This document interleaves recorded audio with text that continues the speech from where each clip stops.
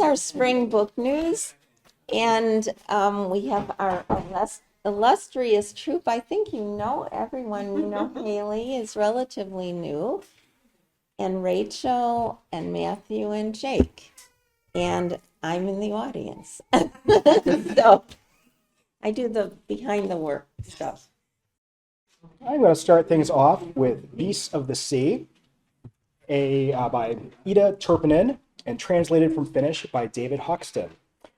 This is a historical fiction novel that is based in fact that follows the discovery, extinction, and strange afterlife of a certain aquatic animal. Beasts of the Sea starts in 1740. Explorer Vitus Bering leads a Russian expedition to chart the eastern edges of the Asian continent. His onboard naturalist, George Steller, observes and names a never-before-recorded leviathan, Hydromalus gigas, common name, Steller sea cow. Picture a manatee that's about 30 feet long and specially adapted for life in the Arctic. And yes, they really did exist. They are slow, they're easy to catch, and they're tasty, which makes them manna from heaven for the shipwrecked crew. They're also only found by two tiny islands off the coast of the Kamchatka Peninsula in Russia's far east. The book then jumps ahead about a century to the 1850s. The world is a very different place. Recently unearthed dinosaur skeletons usher in the scientific theory of extinction. Alaska is now a Russian territory, and the new territorial governor of Alaska wants to find evidence of a sea cow to send back to St. Petersburg. When a skeleton is unearthed, it is sent west. A museum curator posits something new. Humans can in fact be responsible for extinction. The book then jumps ahead another century to the 1950s. At the Zoology Museum in Helsinki, a museum curator is refurbishing the very same skeleton for an exhibit. He takes some actions, however small, to serve as an act of ecological penance in a world that is too often cruel to its animal inhabitants. I like Beasts of the Sea because it was like reading three books in one. The first part is a shipwreck survival story that reminded me of The Wager by David Graham. The second part is a bit of a fish out of water story as Russian aristocrats cope in the freezing backwater of Alaska. And in the third section, we get a glimpse at the inner workings of a museum. Not only the contents of dusty storerooms, but also behind the scenes aspects like funding. And throughout the entire book, we get a through line about humankind's effect on nature, like we see in the works of Charlotte McConaughey, Richard Powers, or Jonathan Franzen. So if you want to read a book that will teach you about extinct sea animals, the people who contributed to their legacy, and a thoughtful examination about humankind's place in the world, read Beasts of the Sea.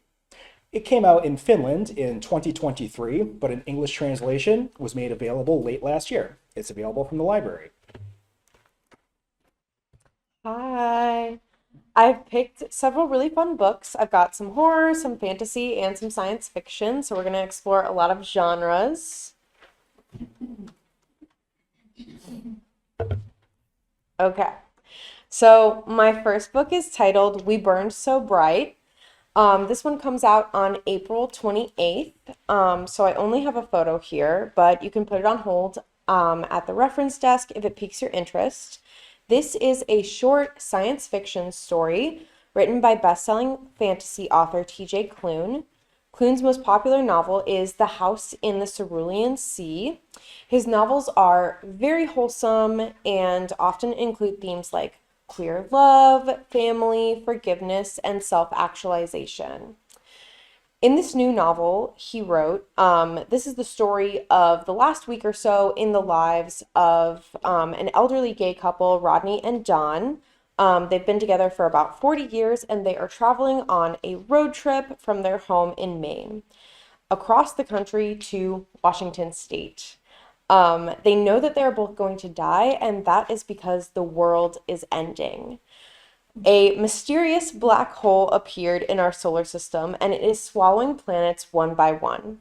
They are on a race to Washington to fulfill a mysterious promise they made to their son. But we don't find out what the promise is until the very end of the book. So you do have to read the entire thing to uncover the mystery. If you enjoyed the book or the movie Project Hail Mary, this would be a great companion piece to read alongside. You can consider the perspective of the people on Earth experiencing the end of the world, whereas in Project Hail Mary, Ryland Grace is experiencing the end of the world in space. We Burn So Bright is a short read, but I wouldn't exactly call it a light one. For a lack of a better word, it's a bit of an intense book, but don't make that take away from how great this is. I consider it a love story to humanity. It really is beautiful. It shows our worst sides and our best sides. It makes you question about what you would be doing in that situation, what regrets you would have, and why, and who you would spend the end of the world with. If you're normally put off by the science fiction label, I think that this really would be a great piece to pick up because it's short and it doesn't really like follow big science things. You're not going to be caught off guard by explanations of physics. And it's also a character-driven novel. So there's plot, but it's mostly about what happens to our characters. We learn about them as they face obstacles along their journey. We learn about their love story and how it grew into this beautiful past of knowing each other so thoroughly and deeply. I'm keeping a lot of the details out because it's just a very short novel, but I'll leave you with the information that they meet a lot of interesting people along their way, some good and some bad. For example, they meet a family.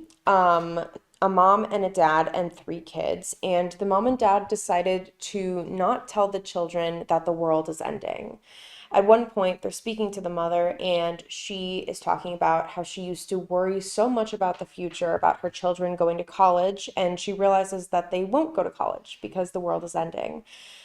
In this conversation that they had, it really struck me the similarities between our current uncertainty in our political times and the uncertainty in this book. I think a lot of the questions that are asked and the feelings that are posed are really parallel to each other.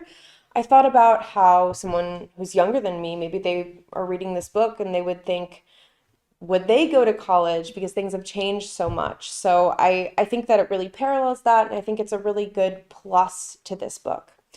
For those of you who stay away from sad books, I wouldn't call it sad. I would call it more sentimental. You will definitely cry if you read it. But overall, it's a beautiful piece on the human experience at about a 6-hour runtime on audiobook. I highly recommend this story to break up your normal reading habits. Hello.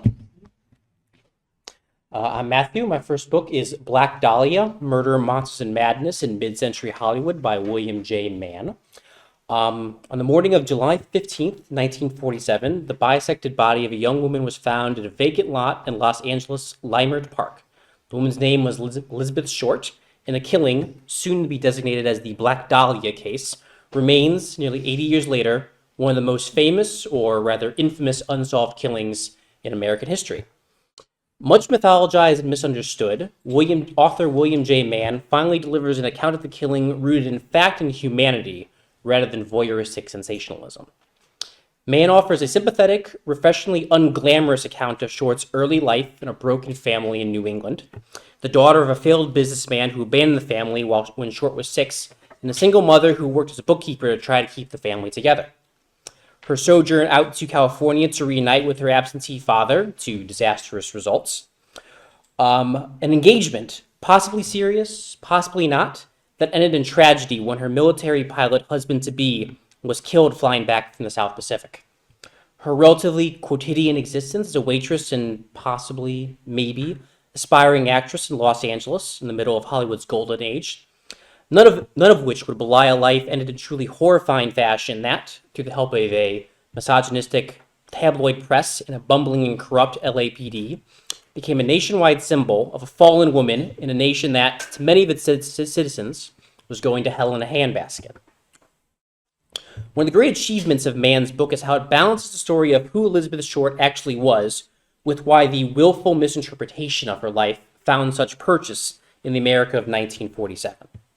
Rather than a country at the zenith of its geopolitical power, experiencing a golden age of prosperity, which is how we like to remember it, Americans at the time were profoundly anxious at the direction of their country, a place beset by labor unrest and racial strife, struggling to reintegrate a sea of returning veterans, often exhibiting undiagnosed and untreated signs of PTSD, all while the traditional gender roles the country had gotten used to were under significant strain from the upheavals of war and depression.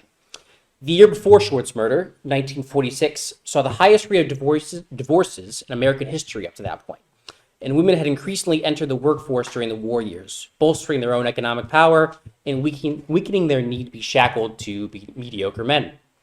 It's no surprise then that the myth of Elizabeth Short, born in the posthumously applied nickname Black Dahlia, as a glamorous, promiscuous woman who went over to the dark side and wound up dead as a result, became such a source of fascination as society terrified at the prospect of a country filled with women who behaved like they imagined Elizabeth Short had. For True Crime Obsessive, Mann offers a thoroughgoing examination of the particulars of Short's murder and makes his theories on the identity of her killer plain as day for the reader to either accept or deny. I won't spoil his conclusion except to offer that it fits in quite neatly with a portrait of a divided rest of America, where Elizabeth Short had the great misfortune of being a victim of, both in life, in death, and afterwards. If you're interested in true crime, mid-century American history, or just good nonfiction, Black Dahlia is not a title to be missed. It's available now from the Glencoe Public Library. Thank you. I'm Rachel, so I remember most of you from previous book news sessions. Some of you may know this. I am the young adult librarian here at the Glencoe Library. I actually purchase books for the young adult collection.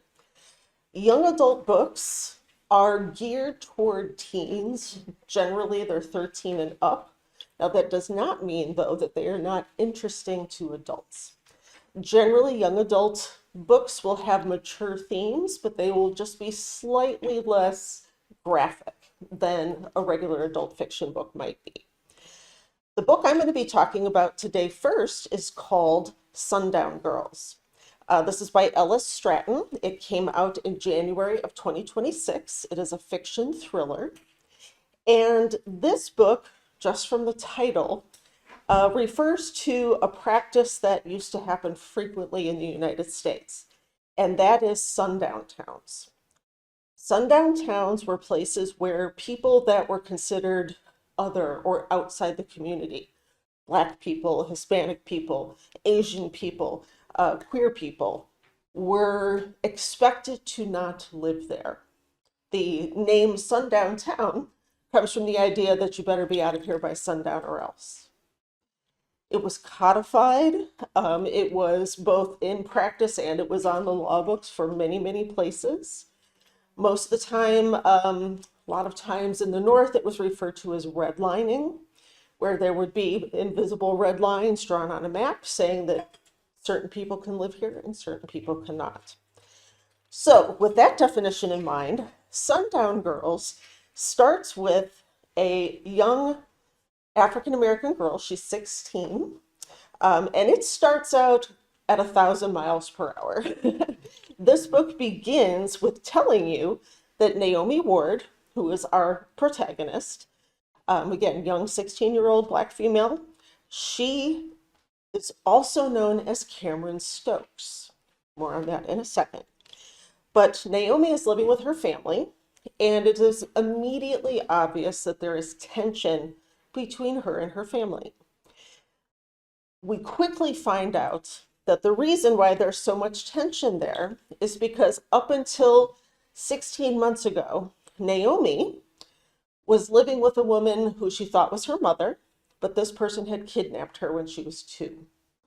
She has been liberated from her kidnapper, who she still thinks is her mother. That's who she's known her entire life as her mother, and has been returned to the Stokes family, where they want to call her Cameron, which was her birth name.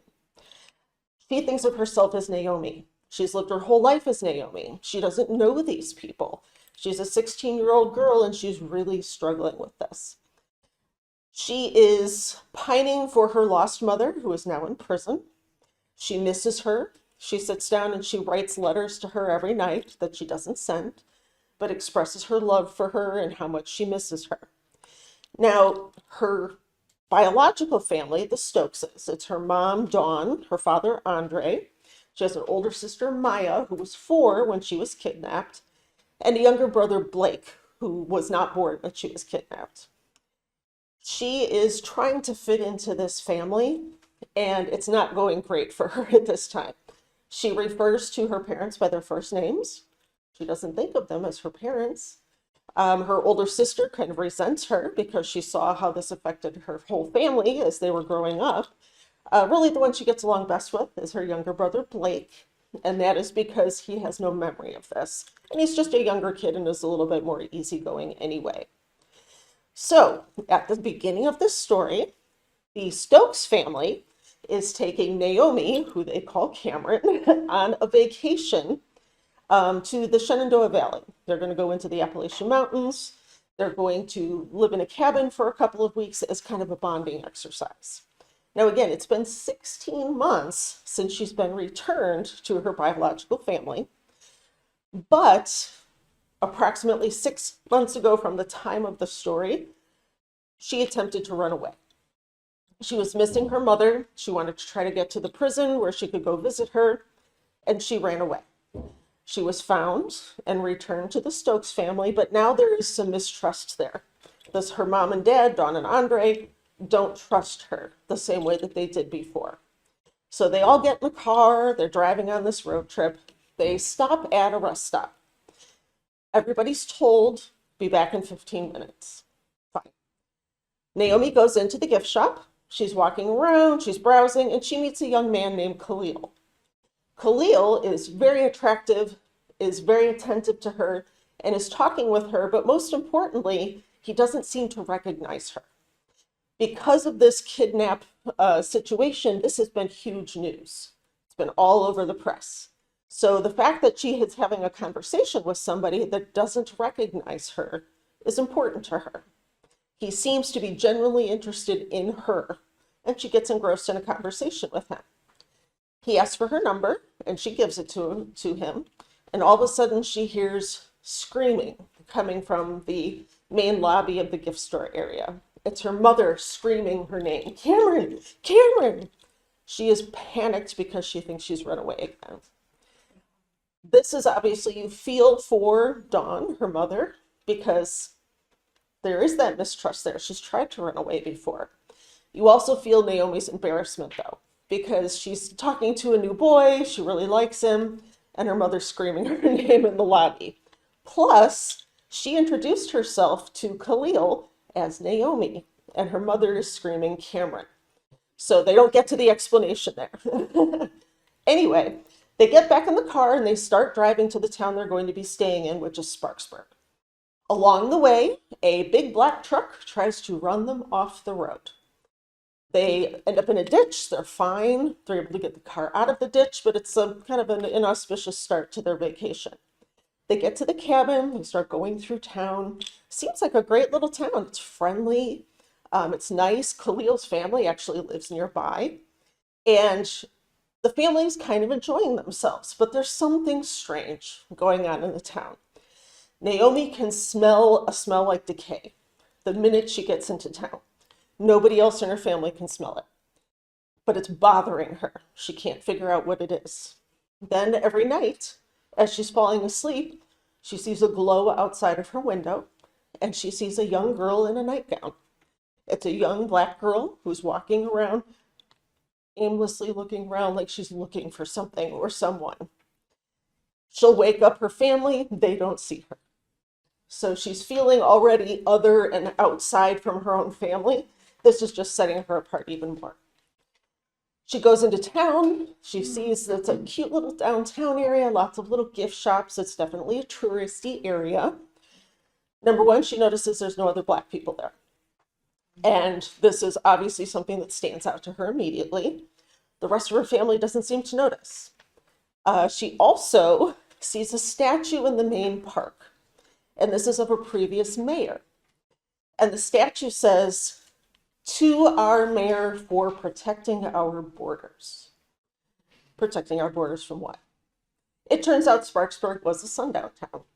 And they have this monument to this man who enforced this law this rule, this practice. So as the story goes on, Naomi actually gets a call from Khalil. They end up getting together and going on a date. He meets her family. They all approve of him. She goes out with him a few times and she gets to meet his family. And when she's at this family party, she meets Khalil's grandmother. Now, Khalil warns her, my grandma's a little out there. She's got some dementia, she's just a little out there. Naomi sits down and starts talking with the grandmother, and the grandmother says, I hate the smell around here. And Naomi is immediately like, you can smell it too. And the grandmother starts saying something about all of the missing girls.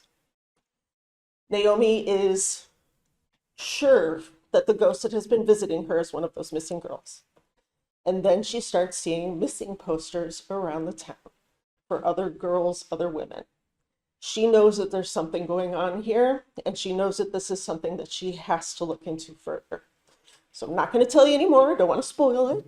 But that is the basis of this story. From here on, it kind of really explodes a little bit. And the biggest shocker, that beginning part where they say that she's been kidnapped, we get more into that later in the story as well. That's revisited.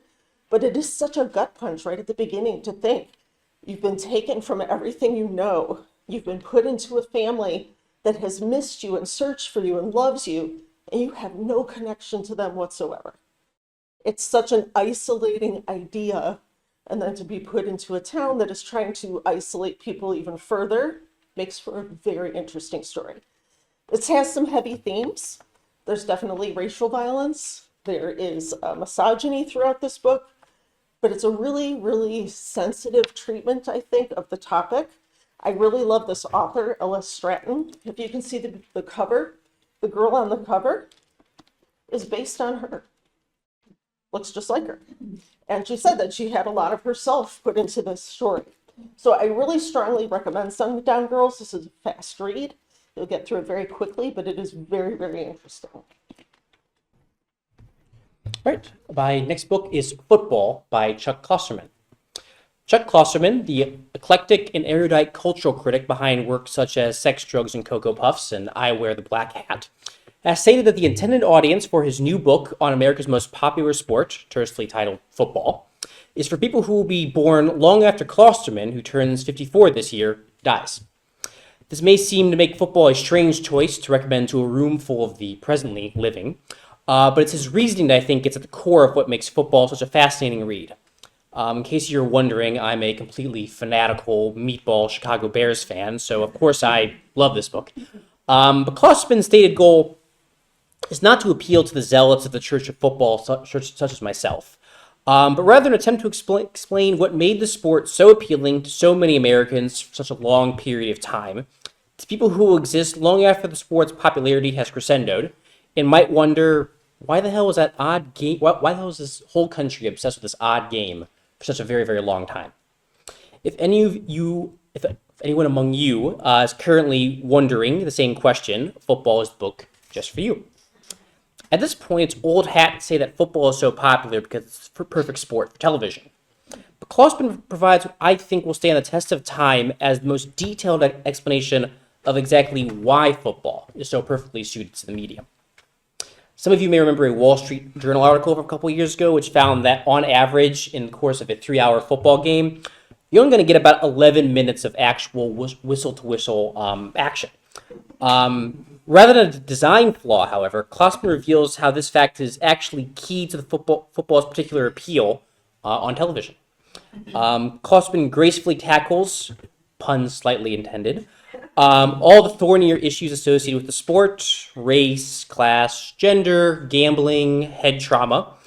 There are at least a dozen novel insights, exceptionally well enunciated on each page.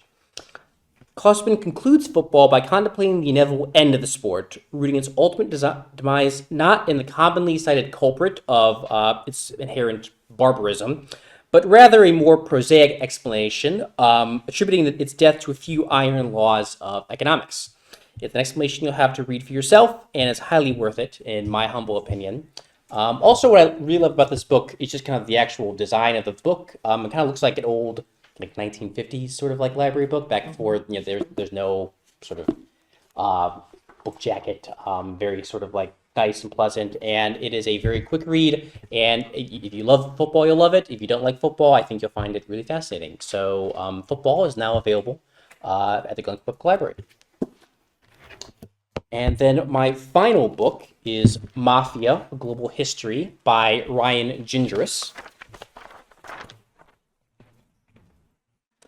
Organized crime has long held a particular fascination for the public. Its clandestine nature, mystic rituals, and illicit power make it almost irresistibly seductive and susceptible to romanticization, a phenomenon helped along by many a well-produced novel or movie over the years. Organized crime, however, is not a bizarro fairy tale, but rather a real-world institution, subject to and reflective of the same material forces as any other institution in our society. It is through that lens that author Ryan Gingeris, a professor in the Department of National Security Affairs at the Naval Postgraduate School, examines organized crime.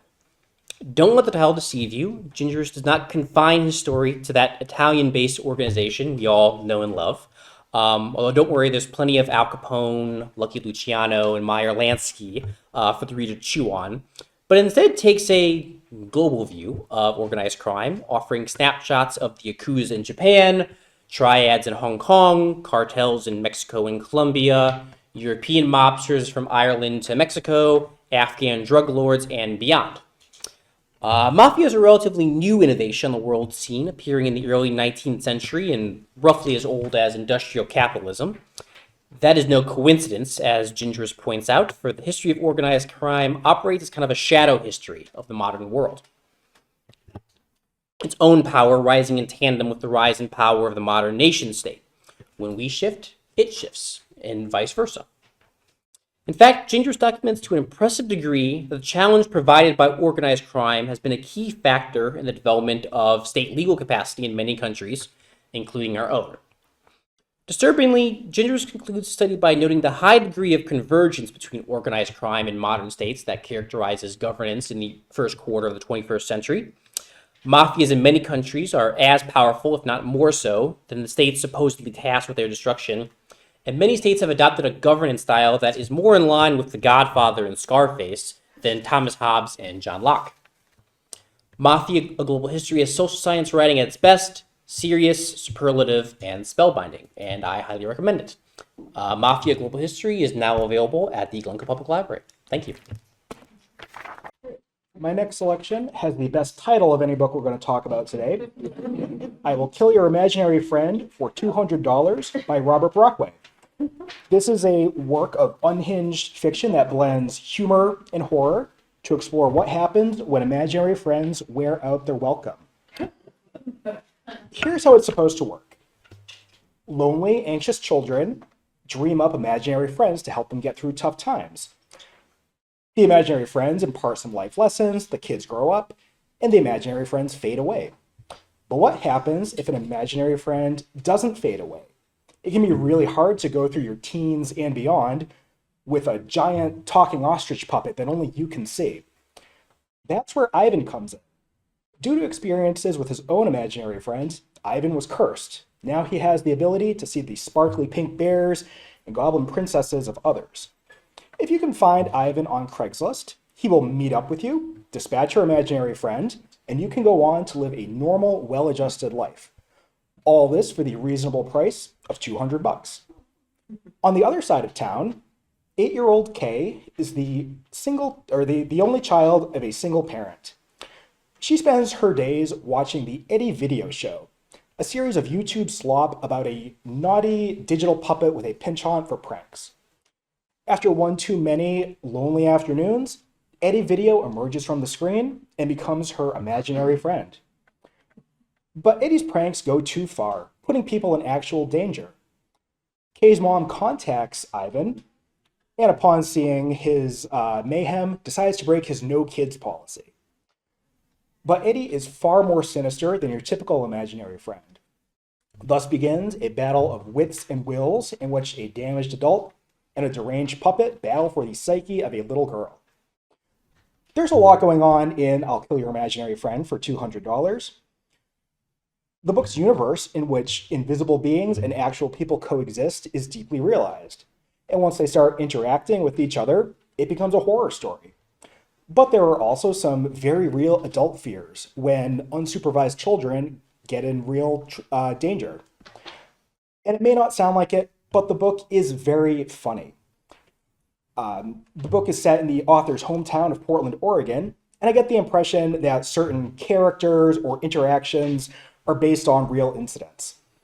So for a book that combines the horror of invisible beings, the horrors of growing up, and the wits of all those involved, read I Will Kill Your Imaginary Friend for $200. It came out in January, and it is available from the Glencoe Library. Okay, so my next book is Wolfworm.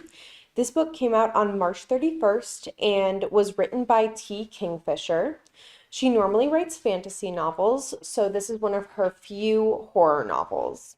In her fantasy novels, she often displays elements of suspense and horror, though this one is a true horror novel. It blends themes of historical fiction, naturalism, and body horror very perfectly. This book is set in 1899, where naturalist and scientific illustrator Sonia Wilson travels to North Carolina to complete the illustrations for a wicked and insect-obsessed professor, Dr. Hadler. He is particularly interested in bugs that can disfigure mammals of all shapes and sizes. His favorites are the botfly and the screwworm. For example, the screwworm is a fly that lays its eggs into open cavities like eyes and noses and open wounds and genitals. Once the eggs hatch, they burrow down and feed on the living flesh. So this book is a little gross. These are real. These are real bugs. Yes. This book is a little gross. Yes, yeah. Botflies and screwworms. You know, I was actually planning on bringing images for everyone, but I decided not to. I decided to be nice to everybody today. For me, I thought that, the book could have gone a little bit further with the grossness, but I think it'll be enough for everybody in the room.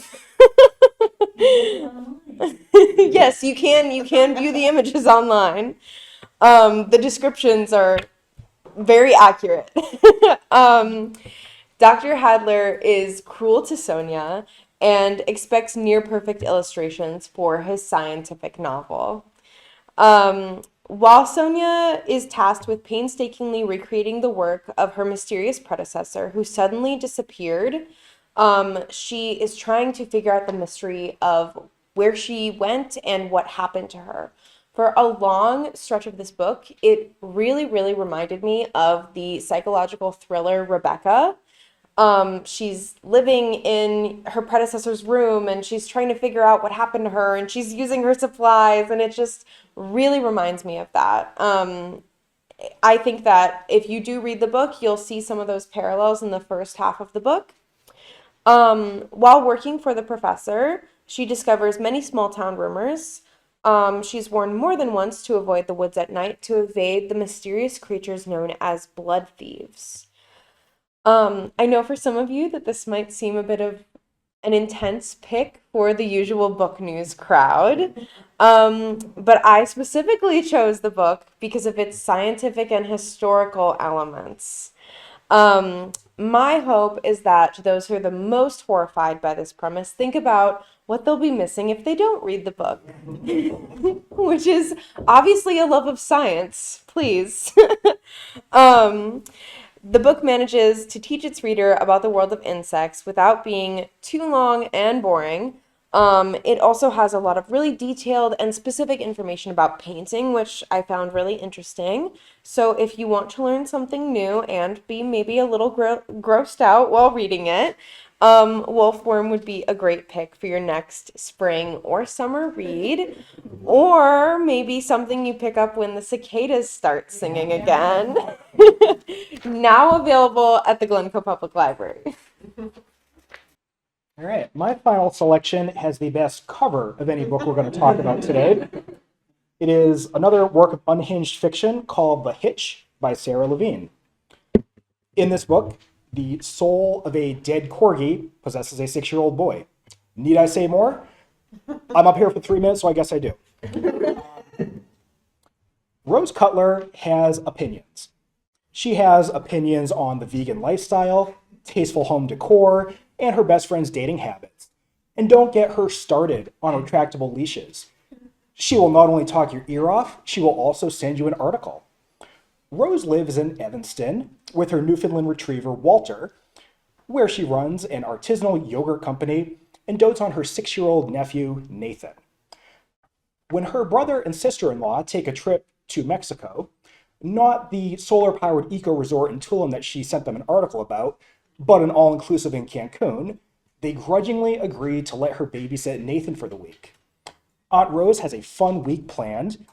They're going to do vegan meal prep. She's going to teach them how to play chess. They're going to listen to Gustav Mahler symphonies. You know, all things that 6-year-olds can't get enough of. Disaster strikes on the first day when Walter the Newfie kills a corgi at the park. Pretty soon, Nathan is acting very strange. He's barking, he's eating a lot more food than normal, and he's telling knock-knock jokes. At first, Rose thinks that this is Nathan's way of processing the corgi's death, but then she sees something that makes her rethink everything she thought she knew. Digging on the internet and consulting an even more out-there friend suggests that the soul, at the moment of death, when exiting the body, can get trapped in and possess another body. Rose has to drop everything: the vegan meal prep, the possible bacterial outbreak in the new flavor of yogurt, the chess lessons, and the nightly phone calls with Nathan's parents to find an exorcist and get rid of the spirit of the corgi. Sarah Levine has pulled off a really rare feat. She has taken a book with a protagonist who's someone you probably wouldn't want to know in real life, somebody you would call a know-it-all or a killjoy, and made you totally invested in their story. You're going to start reading this book because you want to know, how do you exorcise a dead corgi from a kid? You're going to finish reading this book because you want to see if Rose can take those crucial steps towards being a bearable human. Apparently, this is something that she's known for. Her previous novel, Treasure Island, that's Treasure Island with 3 exclamation points to differentiate it from the Robert Louis Steven classic, employs the similar trick of a unlikable protagonist. I haven't read it, but reading The Hitch has made me want to. So for a comic novel that is set right here on the North Shore, check out The Hitch. It came out in January and is available from the Glencoe Library. So exciting. This is my last one. I'm going to eat so many cookies after this. Okay, so some of you might have already seen or heard of this book. You might have already read it. This one came out on March 3rd, and it is titled Lady Tremaine, written by Rachel Hockhauser. This is her debut novel, and it's already been chosen for Reese's Book Club, and it's shot to the New York Times bestsellers list. It is the story of Ethel Drader, as she schemes to marry off one of her daughters to the prince of her kingdom, only to be thwarted by her stepdaughter. If this sounds familiar, it's because it is. This is a Cinderella retelling from the perspective of the evil stepmother. I read this book in 2 days, and I loved every single second of it. It is the perfect blend of historical fiction and fantasy. If any of you have seen the movie Ever After with Drew Barrymore and Angelica Houston, this book has a very similar vibe. Very, very similar. The movie does change a lot of the story of Cinderella, but it keeps most of the main themes the same, and the book does the same thing as well. If you're expecting a beat-for-beat Cinderella retelling, you're going to be pleasantly surprised at how all of the characters are portrayed and how the author represents them. The reason why this book spoke to me so much is because it shows the motivations behind everybody. It gives even our evil characters a moment to show their humanity, which I found very kind in a world where we're all fighting. There is no evil for the sake of being evil. Everybody has some kind of reason to it. And it portrays all of the characters with empathy and, most importantly, with purpose in a story that is led by women. The novel starts during Ethel's childhood in the country, where she meets the man who will soon be her first husband. He is obsessed with hawks, and so is she, so he teaches her how to train these hawks. If you love birds, or if you are a birder, this is a huge plus to the book because there is a lot of information on that in here. Through many circumstances that I will not spoil, she ends up married to Cinderella's father, Robert. Cinderella is named Ellen in our novel. Ethel tries her best to integrate herself and her daughters into the family, but Robert raised Ellen very differently than Ethel raised her daughters, Rosie and Matilda. Ellen was raised without a mother, and so her father gave in to her every whim. She's not necessarily spoiled, but she's not very understanding when Ethel denies her things, which is obviously to teach her lessons. But Ellen lives by her own rules. Literally, she carries around a book of rules to be a proper lady, and she quotes from it. Um, their worldviews are vastly different, which causes a lot of conflict in the home, especially after Robert passes away. I'll leave the story details there. But I just wanted to say that this was a fantastic read. I was so excited to see how everything was changed. And I really couldn't predict a lot of the changes, even though I've read and seen 100 Cinderella retellings. I enjoyed this book so much that I'm reading it again with my book club. And if you have spoken to many librarians, that is a huge compliment because we have a lot of stuff to read. So I thought it was very good. And to those of you who don't know, I am the fantasy and romance librarian. So if you pick up this book and you really enjoyed a retelling of a fairy tale and you want another one, I will be happy to show you where those are and show you my favorite ones because I've read a lot. So now available at the Glencoe Public Library, Lady Tremaine. I get the privilege of doing our last two books today. This is another young adult book. This one is probably the lightest of the books that we'll be talking about today. This is more of a gentle read. There really isn't any overt violence or anything of that nature in it. The book is called The Barista's Guide to Love and Larceny. And this is by Carolyn Bonin. Came out in January of this year. It's a light fantasy, romance, and mystery, but it is mixed with current themes like the dangers of commercialism, toxic marketing, and companies that put profit above safety. So that's going to sound strange when I start describing to you what this is about. The book takes place at the magical university called Fox's Leap. Fox's Leap is a very prestigious magical university that young people are sent to refine their abilities. Whenever we talk about a magical school, many people immediately start thinking about Harry Potter. This is different than Harry Potter. This is much more modern. There are things like, they call them crystal tablets, but they're definitely smartphones. They work the same way.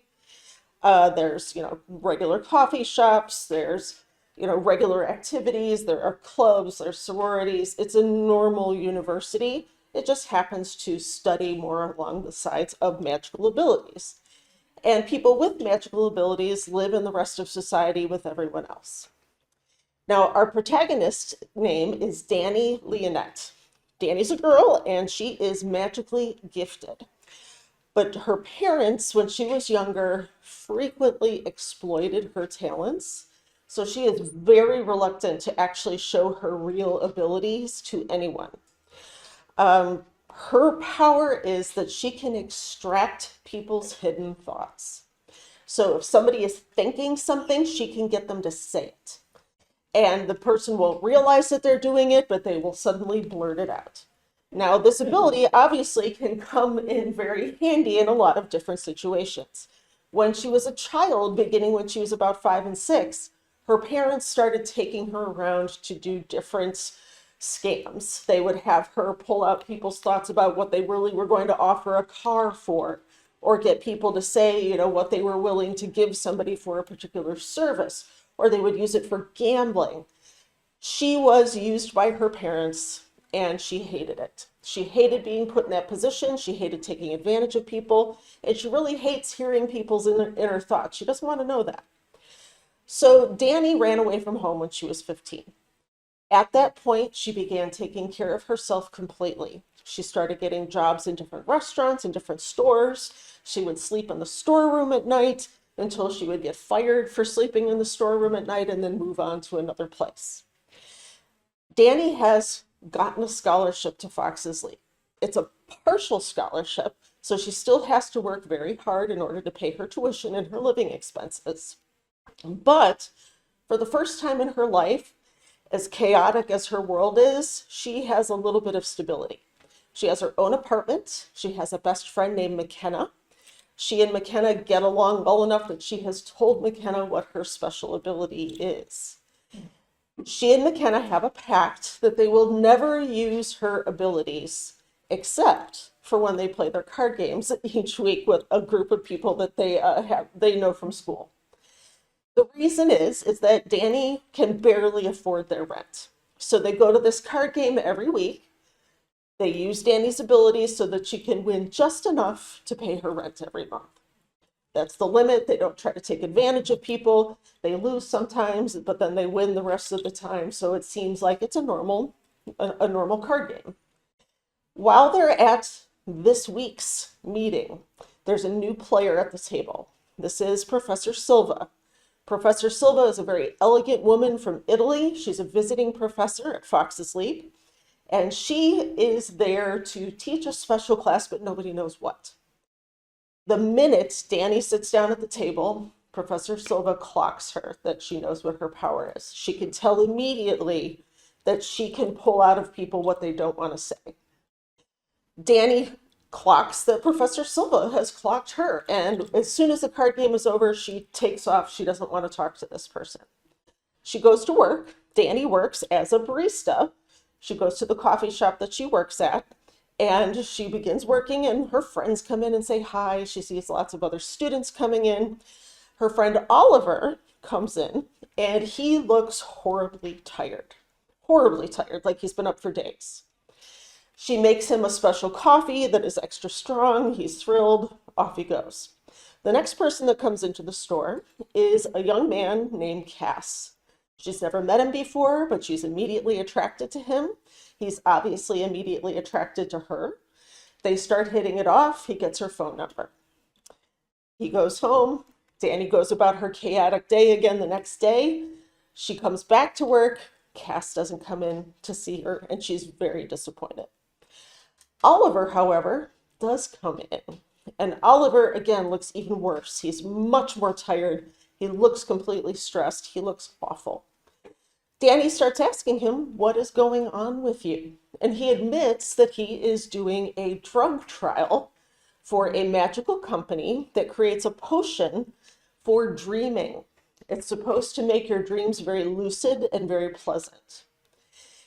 He tells her, though, that is not what's happening to him. He's taking this product and it is not pleasant at all. He's having horrible nightmares. He feels awful.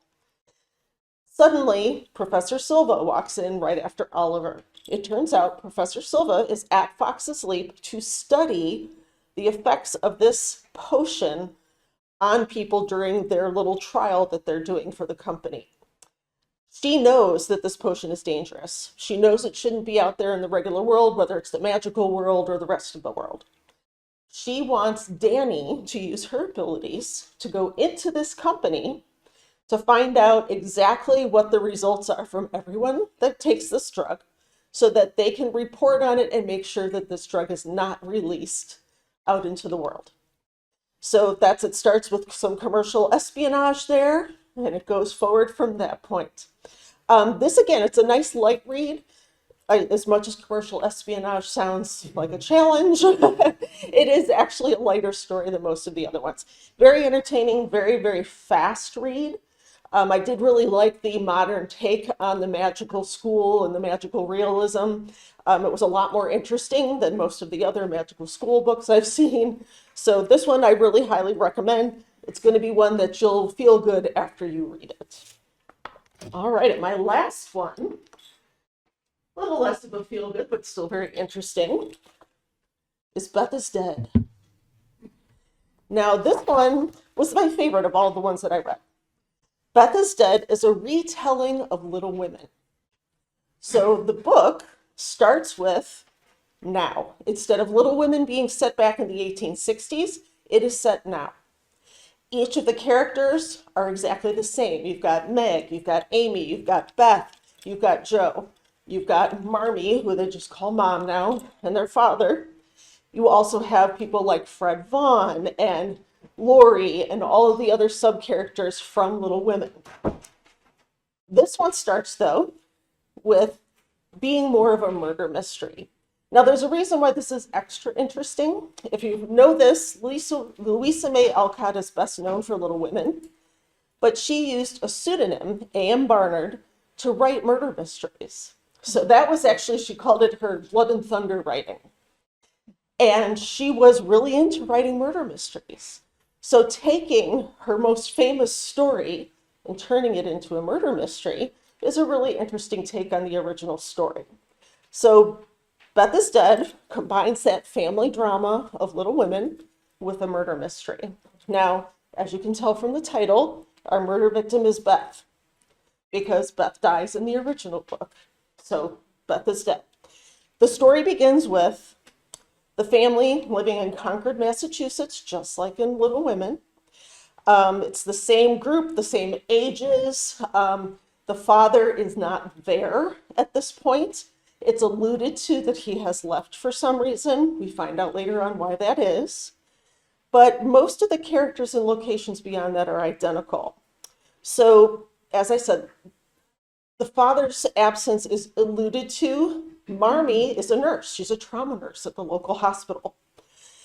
Each of the girls shows us their current events in their life. Their personalities are exactly like the original book, but it is told now. So we've got Jo being a 17-year-old high school junior. She loves to write. That's what she does all of the time. She's also a budding social media maven. She has a huge Instagram following. And that Instagram following, we'll hear more about that in just a second, but it's something that she really tries to foster. At the start of the story, we have Amy sneaking back into the house after being out all night. She went to Sally Gardner, same person from the original book, the wealthy girl in town. She went to Sally Gardner's New Year's Eve party. Everybody knew she went, but she wasn't supposed to stay out all night. And she's crawling in the window at 5:30 in the morning. So Jo confronts her. Where have you been? What are you doing? Then both Amy and Jo realize that Beth isn't home. Beth went to the party at Sally Gardner's with Amy. Where is she? They can't find her. The two girls throw their coats on. They're griping at each other because they don't get along, and they go out to look for Beth. When they get closer to Lori's house, that's Jo's good friend Lori. It's also Amy's secret boyfriend now. As they get closer to his house, they see something in the snow. As they get closer, they see that it's Beth, and she has been murdered. She's lying in the snow, and they are devastated. From there, the story goes back in time. We're going to have different chapters where it is each girl's perspective, but it's going to be now versus then. It will be before Beth's death and during the entire situation dealing with Beth's death. So when we get our flashback, we are suddenly taken back to the time when it's Amy's point of view. She's a 15-year-old sophomore. Lori is also a 17-year-old junior, so the fact that the two of them are together is not totally weird. But Lori, during the night before at Sally Gardner's New Year's Eve party, Lori had taken Amy back to his house. They did a lot of making out, nothing else, but she did end up spending the night there. This obviously is something she can't tell Jo because she knows it's going to upset her. And she doesn't want anybody else to know because she doesn't want anybody else judging their relationship. Next, we hear about Meg finding out about Beth's death. Meg is at Harvard University. She's a sophomore. She is doing very well there. She has a full scholarship. she goes there with Sally Gardner and is Sally Gardner's roommate. Beth finds out, she gets in an Uber to come home, and the Uber driver says something that clues us into what's going on with the rest of the book. He says, "Do you know those March girls in Concord?" And Meg lies and says, "Oh, I've seen them once or twice." So we know the March girls are famous. They are well known. Why is that? Turns out that Little Women came out as a book. It was written by Mr. March, though, not by Joe. And when the book came out, the girls didn't know what it was about. Marmee didn't know what it was about. And when they all read it, they were devastated because this book puts all of their secrets out into the public. It shows all of their character flaws. It shows their good characteristics too, but it puts them out there into the public in a way that none of them had planned on. The book becomes both a sensation and a huge controversy. You have a man writing a book about a series of young women from his point of view, assigning them personality traits and assigning them different things happening in their life. And he's using his own children to kind of push that commercially. So that is poorly received. A lot of people see that as very exploitative, and they think that he's exploiting his own children. It's also seen as being rather misogynistic because it's this man's view on what's going on in their lives. Didn't ask them if they were okay with their secrets being spilled to everyone. So there is some real backlash to this book. Because of the backlash, Mr. March decides he's going to donate his entire proceeds from the book, which is a bestseller, to a women's charity. And then he disappears. He decides he's going to go off grid and try to let this entire controversy settle down. The problem is he leaves his wife and his children there to deal with all of the aftermath. They're dealing with all of the stress, all of the feelings that they have, the anger that they have, the upset and the hurt that they have. They are all left handling that. They're also all left handling the media storm that is following them around. Joe starts exploiting the media storm to get more subscribers, more likes, more views on her Instagram. It's really helping her Instagram, her social media life. Amy is viewed as a brat, and she hates it. People will tell her to their face that they don't like her. Meg is viewed as a goody two-shoes, and it's interfering with her relationship with her long-term boyfriend. She doesn't like that at all. John Brooke, same character, but now he's a musician. And Beth probably has the hardest time with all of this. The reason is because in Little Women, Beth is dead. He kills her off in the story. So she sees herself as being disposable. It becomes very difficult for her to kind of have an identity. Her own father killed her off because he didn't think that she was interesting enough to keep on with the story, or at least that's how she feels about it. So the story talks about how each of the girls deal with what's going on. Many of the same things that happen in Little Women also happen in this story, but it's mixed in with how each girl is dealing with fame, how each girl is dealing with this pressure, how the three sisters, Amy, Meg, and Joe, are all dealing with Beth's death, and how in the flashbacks we see how is Beth dealing with all of that? How is she feeling about all of this? It is a really, really interesting character study on each of those characters because we're both seeing them from them being able to reflect on themselves in the book, but also them having to find an identity past that. They're all young, when it came out, Meg was a senior in high school. So these are kids and their lives have been exposed to the whole public. So to go through this whole process, I loved this book. I thought this was super interesting. I love takes on books like Lady Tremaine that are takes on a current story that have been changed. I think that's a really interesting way to do it. I strongly recommend this. Beth is Dead, Barista's Guide to Love and Larceny, and Sundown Girls. These are all available here at the library. I recommend all of them. I especially recommend this one, though. But thank you all today for your time and attention. I hope you found at least one title that you're really interested in. If you're looking for any other suggestions, come on over to the reference desk or the Reader's Advisory Desk. We'll be happy to help you. Thank you.